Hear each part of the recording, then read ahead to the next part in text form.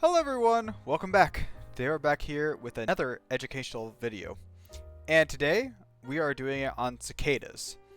And you might be thinking like, oh, cicadas are cool, but why do it right now? Well, there is something special going on with cicadas, or at least going to, here in the United States.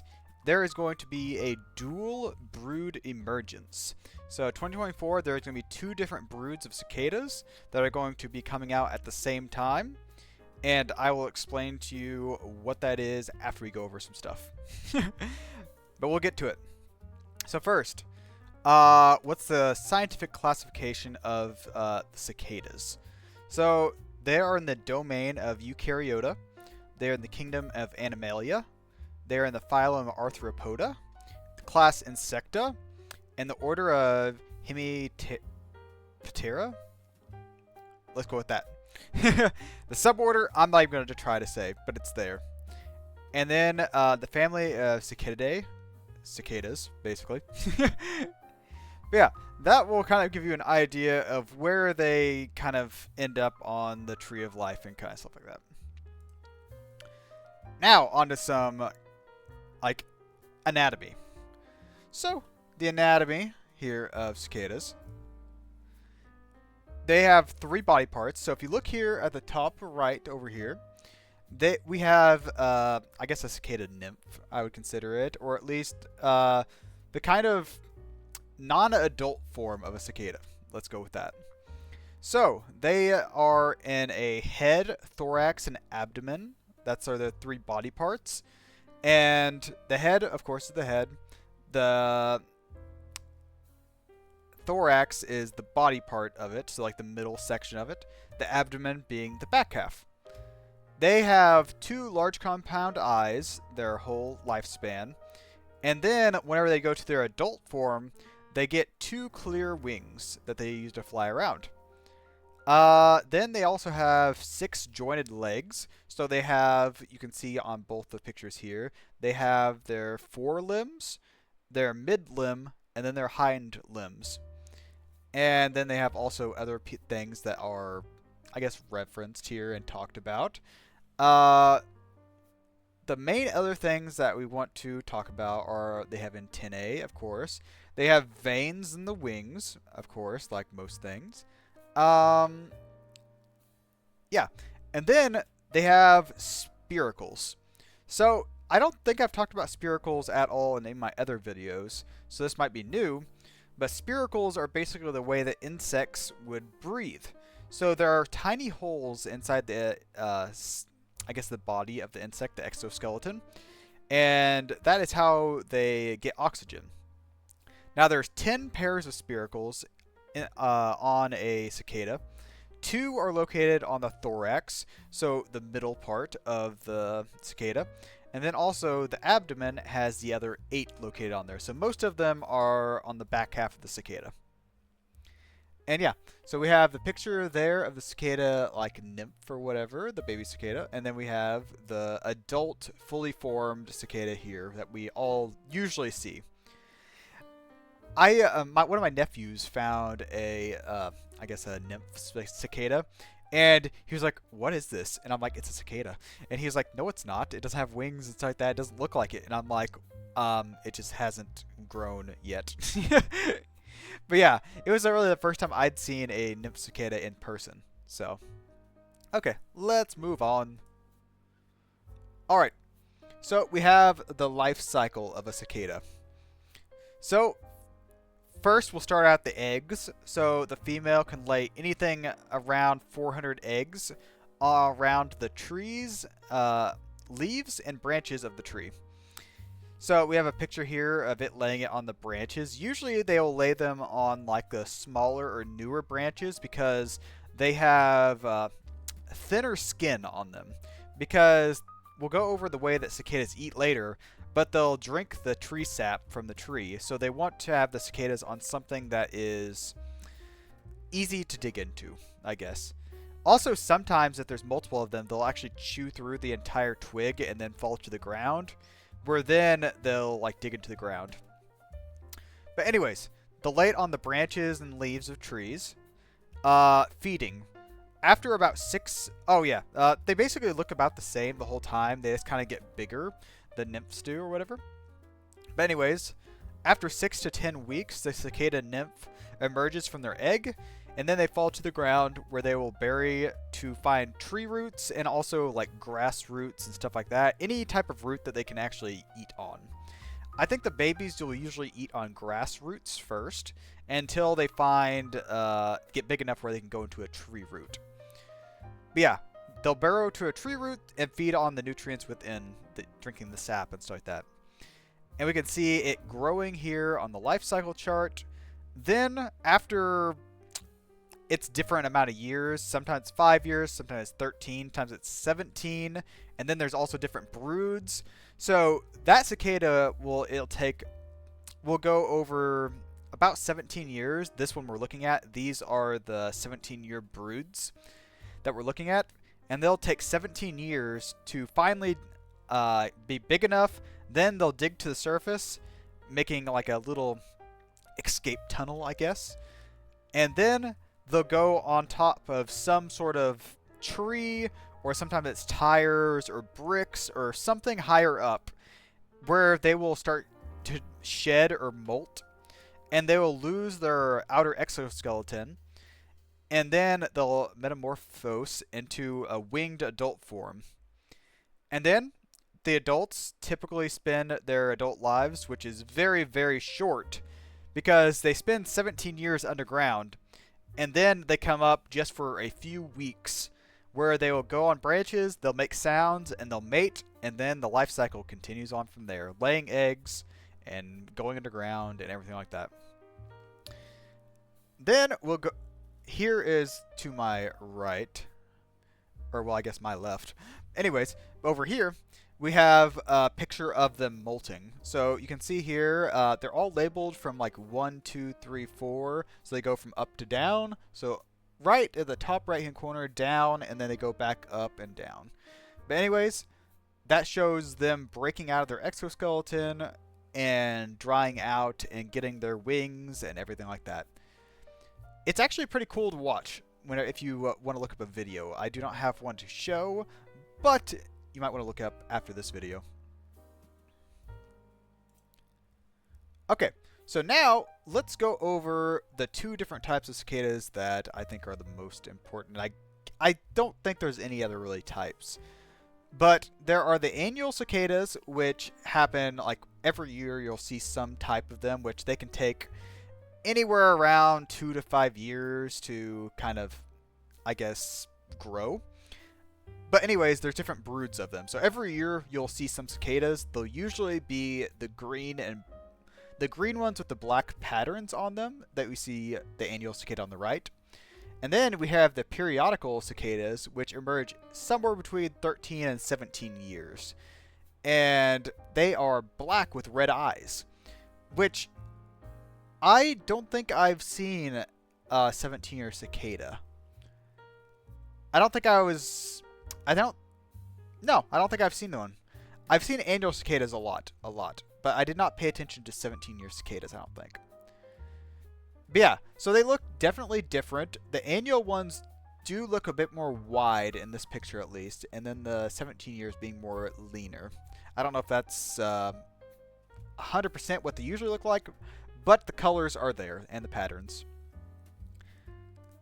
So now let's talk about broods. I've talked about broods throughout the video so far, and I told you that there's going to be 2 broods this year. But what exactly are broods? So there are groups of cicadas that share the same emergence year. So they come out of the ground at the same year together. These are called broods and are labeled by Roman numerals. So they'll be like brood 1, brood 2, brood 3, whatnot. The broods are complex groups of different species that emerge in different parts of the country at the same time. So a brood does not have to be the same species, and they don't even have to be in the same part of the country. They are just kind of lumped together by what time they come out of the ground. So there are 12 broods, 12 different groups of 17-year cicadas, and then there are 3 broods of 13-year cicadas. Yes. And we have a location map here. I'll put myself in the middle so you can see both of them. But on the left here, this one I don't like as much, but it was the first one I found. And then we have the right one here, which actually goes by counties and stuff in the United States. And you can look here and you can see the Brood 1, Brood 2, it goes all the way to Brood, I don't, whatever. I'm not great with Roman numerals. But then you can also see where they kind of show up inside the United States here. And this is the best map I've seen right here. I love it. So we'll come back to this whenever I talk about the broods. But here you can see that they kind of overlap in some points. Like the yellow, the green, the blues. The blues especially, they're south and kind of mid-United States. The brown kind of stays up to the northern half. The yellows kind of go between eastern, mid, and south. But yeah. So, when I talked about the video here in the beginning, we were talking about dual brood emergence. So, the dual brood emergence of this year is between the brood XIII and then XIX. And it starts late April, early May of 2024. That's the reason why I'm coming out with this now in the beginning of April. So maybe some people that maybe not know that the dual brood emergence are going to come through, maybe don't like cicadas or might be scared of them, or maybe just love cicadas and did not hear about this. So this will get you ready for, I guess, the end of this month. And then I guess into the next month. So this occurs once every 221 years. So the last time these two broods emerged were in 1803. And if you don't know like what time or how long ago that was in like kind of the broad sense, it was when Thomas Jefferson was the president of the United States and Lewis and Clark had started their exploration of the Louisiana Purchase. So yeah, 221 years since these two have seen each other like flying around. So that's why this is such a big thing. And because of that, there are going to be so many cicadas out. And they're going to be the 17-year and the annuals that come out. And yeah, I'm excited. So let's go ahead and look back on the map here. So XIII and XIX. So XIII, yeah, those are the brown ones. And then the XIX are the blue. So the brown and blue here in Illinois and up into Wisconsin and down in Missouri and Arkansas, stuff like that. We're going to be seeing especially large amounts here. So let's go back. Alright. So now that we know about broods and stuff like that and the dual brood emergence, let's go into feeding. So, I talked about how they drink tree sap, and they like to be on younger branches because the skin is thinner. So the nymphs and even the adults will feed on the xylem or the fluids from the roots of forest trees, and also twigs whenever they are above ground, with their wings and whatnot. The adults drink the sap from the tree roots, twigs, and branches of trees, and the nymphs only the roots. Cicadas' saliva, whenever they drink, their saliva will plug up the holes and that their mouth parts create. So they'll stick their little, what is it called? Labium? Yeah, they stick that into the tree, and then after they're done, the saliva will come out and it will make a plug into the root so that the tree does not lose all its does not lose xylem and stuff like that. But yeah, the tree will not continue to leak after a cicada drinks from it. It'll plug it up. And then the cicada moves on to a new root. So here I have a picture of the cicada, and we have its little mouth part here that going into the tree. Then we have the names of each of the pieces here. So it's Slypius? Okay. Labrum and labium. Yeah. So those are the parts there of the cicada, and then I have another one of a 17-year cicada over here.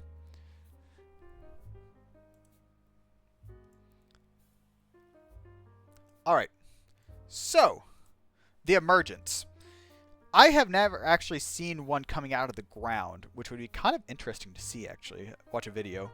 But anyways, this, like we said, like May, April, June, somewhere around there, they kind of come up at different times.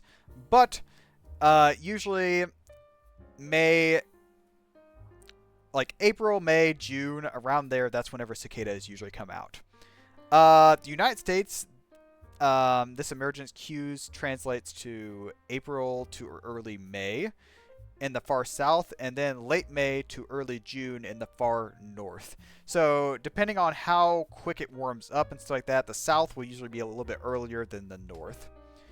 The mature nymphs will make a tunnel to the surface, so they'll dig their way to the surface and wait for the soil temperature to reach a critical value, or the value that they want to emerge, I guess.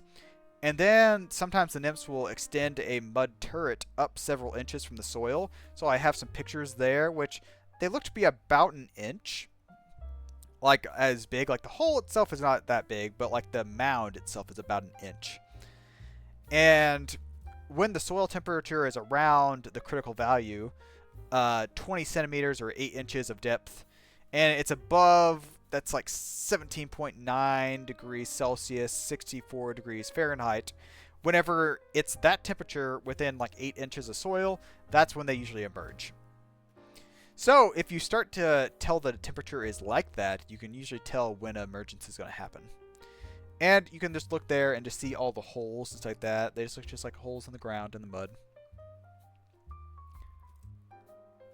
Okay, molting. Cicadas look kind of weird. They look different colors whenever they molt. So this cicada that I have a picture of here should be an annual cicada because of the green and whatnot. But they kind of look white whenever they come out, and their wings are kind of green and not like hardened or anything like that.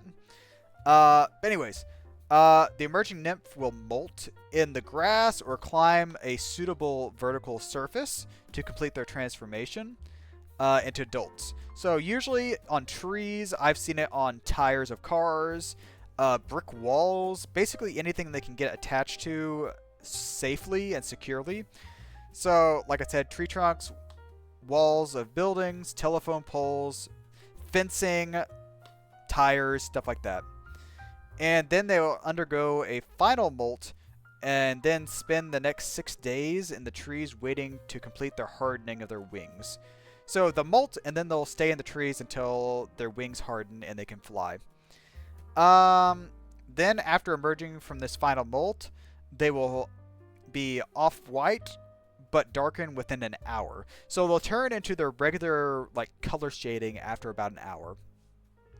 But in this form right here, that when they are not hardened, they're kind of soft and whatnot, they are susceptible to like predators and stuff like that. So you have to be very careful around this time. And something I like to do is whenever I find molts, I like to collect the molts of the cicadas because they're kind of cool. Alright, so the calls and the choruses of the cicadas. So the singing, only the males cicadas will sing. And they tend to form what they call, like groups they call choruses. And their collective songs are used to attract females. So they'll go into a group and they'll sing and try to attract as many females as they can. Receptive females, or females that want to mate, will respond to the calls of specific males with wing flicks or visual signals. So they don't make sound, but the males will see their wings flicking, and that's what it'll attract the males to mate. Now, the males will produce a distinct courtship song when approaching an individual female. And the sound of choruses can be literally deafening, depending on the number of males composing it. And it may reach 100 decibels in the immediate vicinity. And I have a little like typical sound level thing here. It's kind of hard to see there because I couldn't get it huge because I needed extra room. But if you look on there, 100 decibels is about the sound of a construction site. So yeah, so imagine a construction site going on. Like, I know a lot of people do not like the sound of cicadas because it's loud and it's hard to sleep. I think it's kind of soothing. I like the sound of cicadas, especially, like, maybe not outside, but especially while I'm inside, I can still hear them, and they're nice. Okay, so the differences between males and females. So, as I said, males are the only ones that actually make sounds and stuff like that, so we're going to look at how they make the sounds, and that's the main way that you could tell between a cicada. The females also have different something special. But anyways, males are the only cicadas that sing, and then they have thimble covers or drummers on their like bellies, on their underside. And if you look at the picture here, I have my... Give me one sec. Okay, so I have my cursor here, and you can tell right here on the right, on the top right, right up here, there is a cicada, and you can tell like there's these thin little pieces of, they look like exoskeleton there. And that is what they'll hit their hind legs on to make the sound. Now, the left side up here, you can see the female that does not have these drummers. And those are the annual cicadas up there on the top. And then we have the 17-year cicadas down here. The 17-year cicadas are like an orange or black or red colors or whatnot. On the right here, we have the male again having its drummers there. A little harder to see, not as big. But then we have the female on the left. Now, females will also have a groove, in which is found on the ovi posterior, where right here on the bottom of them, you can see it kind of makes a groove. And that's how you can tell a female. But I think the best way to look is for the drummers. And each one of these, even the annual and the 17-year, have the groove on the ovi posterior, and the drummers on the males. And mature females are slightly larger than males, so that is another way. So if you just see one flying around, you can probably make a guess at what gender they are or whatnot, or what sex they are. But it is better if you can look at their underside. Okay, so there are something called straggling broods. So sometimes cicadas will not come and emerge at the same time every year. Sometimes they'll emerge either earlier or later, and these are straggling broods. So they will emerge off schedule by 1 or more years. And the straggling cicadas can emerge either late or early. Like I said, stragglers are typically fewer in number, so not a large number of them will come out earlier or later, but a few could. So I guess in any year, you could find some periodical cicadas or 17-year, 13-year, whatnot, but it is very, very, very unlikely, and there won't be a large number of them. So an example, significant number of brood X, brood 10, I know that one, stragglers emerged in 2017, 4 years before the 2021 emergence. So the 17 years brood 10 cicadas, 4 years earlier than what they were expected to.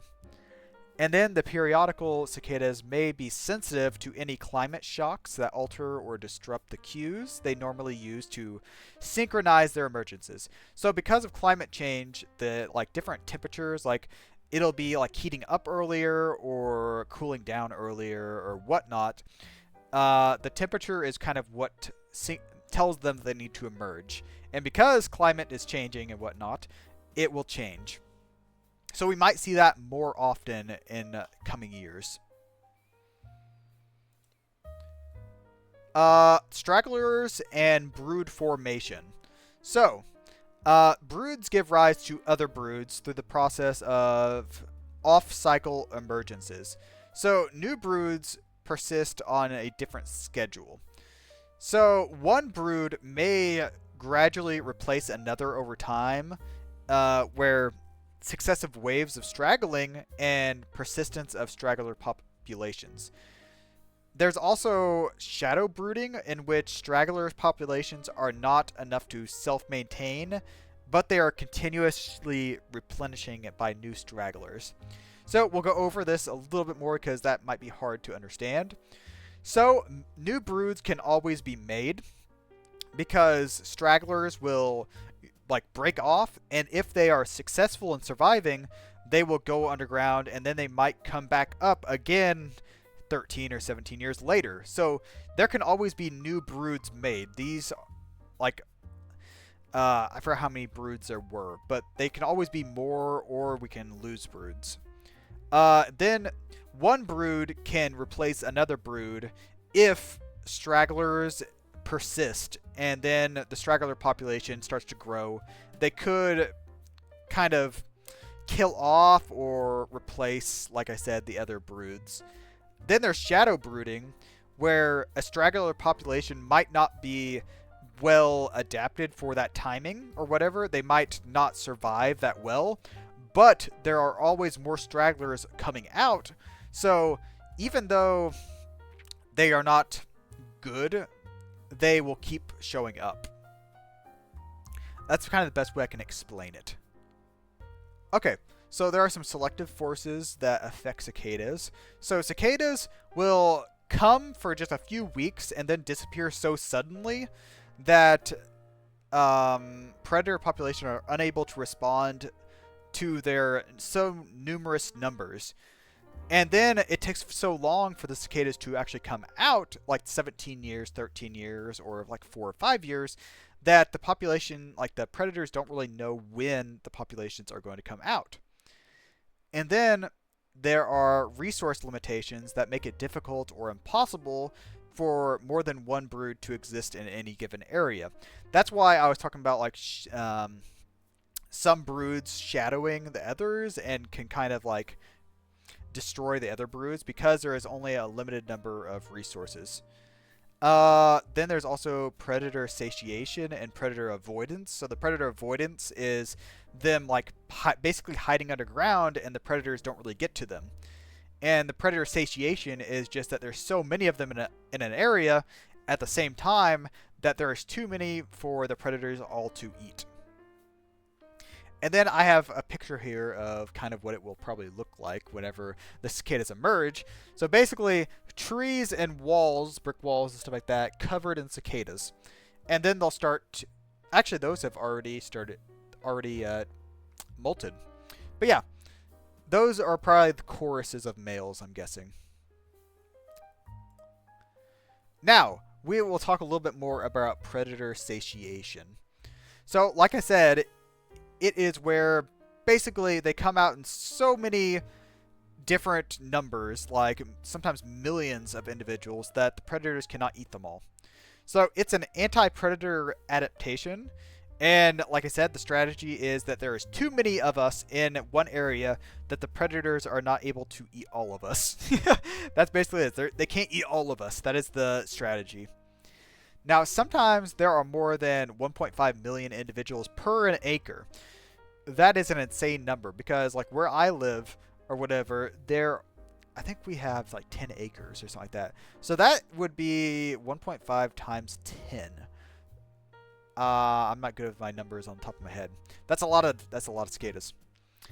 And it is safety in numbers, or maybe not safety as in they can't eat all of us, but yeah. So this reduces the probability of an individual organism being eaten, and the plant's massed seed production. So plants kind of do this too, where they will have seed production in a population of large number of seeds by a population of plants. So they'll kind of make as many seeds as they can at one time, like a group of plants, so that basically they can't be eaten fast enough. Like there's too many for the predators to eat. Research finds that the number of cicada individuals eaten does not increase with the number of cicada individuals total. So the thing is, if they keep making more cicadas, there's going to be too many for the predators to eat. So just because there are more cicadas does not mean that more are eaten. the same number are going to be eaten, like whether there's more cicadas or not. And then predator avoidance, kind of like we talked about before. Cicadas come out at an interesting time because it's prime numbers, 13 and 17 years. So there's a prime number hypothesis that cicadas will emerge at prime number of years, like I said, 13 and 17. A predator with a 3-year reproductive cycle, and just let me get over this and we'll kind of talk about it. So 3-year reproductive cycle, which happens to coincide with a brood emergence in a given year, will have gone through either 4 cycles plus 1 year, so 12 plus 1, or 5 cycles plus 2 years, or 15 plus 2, by the next time the next brood emerges. So basically, there have been, generations, let's say. There has been either, if they have a 3-year reproductive cycle, then there have been either 4 generations or 5 generations since the last time the brood emerged. So it just avoiding them underground for 17 years or 13 years. And then they emerge when some portion of the predators are sexually immature and incapable of taking advantage of the limitless food supply. So they'll do this whenever the predators are babies and they can't actually eat that many. That's basically what they're kind of saying there. So the predators cannot eat that much. Now, there is also a hybridization hypothesis, so kind of like the prime number hypothesis. So the prime numbered developmental times represent an adaptation to prevent the hybridization between broods. So different broods breeding together, basically. So kind of like this year where there's going to be 2 broods out there, there could be a hybridization of the broods, but it's mostly to protect the mating. It's to protect themselves from mating with cicadas that lack the long development trait. So the annual cicadas do not have the long development trait. So they are, I guess you could say, like, not good enough to mate with, basically. So long developing cicadas retain a trait allowing them to survive the period of harsh conditions, like drought and stuff like that, and being isolated with lower populations during a period following a retreat of glaciers. So whenever the glaciers and stuff were retreating and stuff like that, the climate was not stable and stuff like that. So being longer developing was a good trait to have, because if you came out at a time the glaciers or like the temperature was not good or something like that, you die off, and then your species dies. The length of a cycle was hypothesized to be controlled by a single gene locus, with the 13-year cycle dominant to the 17-year one. So it's thought that the 13 years are better than the 17 years.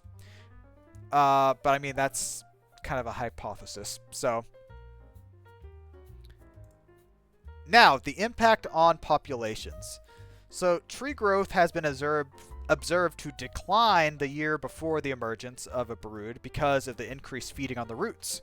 So the year before an emergence, the cicadas will eat a lot more than any of the other years because they are getting ready to come out the next year.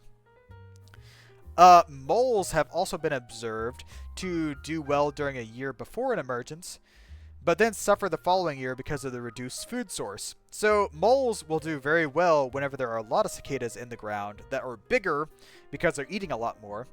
And then after they emerge, there are not any cicadas or less cicadas in the ground, or baby cicadas that are not as good of a food source.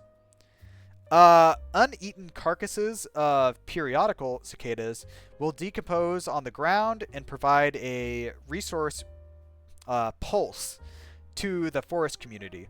So the year of a cicada like dying or whatever, they will decompose into the ground, and then the forest, like plants, trees, and all that stuff like that, will get a lot of nutrients back, because all these nutrients have been stuck in the ground inside of these cicada nymphs, and they're finally released. Now, there are a lot of predators of cicadas, but they're not like, oh, I only eat cicadas. There are not very many of those species. So commonly, cicadas are eaten by birds, also mammals, as well as bats, wasps, mantises, spiders, basically anything that can get at a cicada on a tree, or I guess if they fall into water, or basically anything will eat a cicada. There are also amphibians that will eat them. Fish, reptiles, mammals, birds change their foraging whenever cicadas are like out and about. So they'll stop eating other things and they'll be like, we need to eat cicadas now while the cicadas are here. So all these animals will just like be looking for cicadas because they're such a good food source at that time, and there's so many of them. So the newly hatched nymphs may be eaten by ants and stuff like that, because if you saw the life cycle, whenever a newly hatched nymph or of a cicada, or a larva, I think I called them, they are very small. And when they're on the trees and they hatch, they can be eaten by ants. And then whenever the nymphs are living underground, they can be eaten by burrowing mammals such as like moles and stuff like that, or anything that actually digs in the ground. Then everything else is eaten by bats, wasps, birds, mammals, stuff like that whenever they're actually on the ground. Like flying around and on the surface. Now, there is a type of wasp that does, I guess, kill cicadas. So there is the Australian cicada killer wasp, and I have the scientific name up there if you want to see it. But they are about an inch long, if you can see here on my side, and that's them up next to a dime. Then here on my other side is them eating a cicada, or I guess they are hunting a cicada, or actually hunted it already. So they are a large, solitary, ground-dwelling predatory wasp, and it hunts over 200 species of cicada. So they do not eat just one type of cicada, they eat all cicadas. So they'll eat periodical cicadas, annual cicadas, the 17 and 13 years, everything. So every year they will have cicadas. And what it will do is it will sting or stun, well, I guess sting and stun the cicada high up in the tree, and then the cicada will drop to the ground, and then the cicada will be shoved into the burrow of the wasp, where I'm guessing it will either eat it or it will lay eggs and the babies will eat it. That's usually what wasps do. So the wasp flies up into a tree, stings a cicada, and then just drugs it to its hole. That is the only species I know of that actually just eats cicadas or whatever, or mostly eats cicadas. But pretty cool. But yeah, that is all I had about cicadas. I hope you enjoyed. I spent a lot of time with this, as you can see, because this video is very long. About the same length as my scuba diving video, if you haven't watched that. My videos have been slightly getting longer, especially because I find things that have a lot of information. And I knew I had to do this. I had to do the cicada video whenever the dual emergence was happening this year. Cicadas I have always found to be interesting, and also kind of creepy, because if you've messed around with cicadas before, whatever, you don't know if they're dead or not. Like, whenever they land on the ground, they are so, like, quiet, and then they also don't move. So, you could be walking around, like, on a sidewalk or in the grass, and you see a cicada, and you walk past it, and then it flies. And, like, sometimes it might hit you or something like that, and it scares the crap out of you. And then, sometimes you'll be going around, it's like, are you alive? And you'll, like, tap it with your shoe, and then it won't move, and you're like, oh, you're dead, and you pick it up, and then it moves. Oh, you don't know how many times that's happened to me. And then other times they're just dead, and you're like, wow, I was stupid for thinking you were alive. But yeah, cicadas are interesting because of their prime number year that they come out, 13 and 17, and stuff like that, as periodical. And they're just really cool. I like seeing pinned cicadas. Like, people have pinned collections of insects. And yeah. I think that's all I have to say about cicadas. Get ready for this year, because it's the year of the cicada. And just, I guess, watch out for them because they'll be flying around in so large numbers they'll probably hit you. And do not let them get caught in your hair because that will be horrible. Yeah. Thanks for watching. I hope you enjoyed this educational video. Share it and talk about it and like show other people so they can know about this. Thanks for watching, everyone. I hope you enjoyed. I'll see you next month whenever I have my next educational video. So, bye.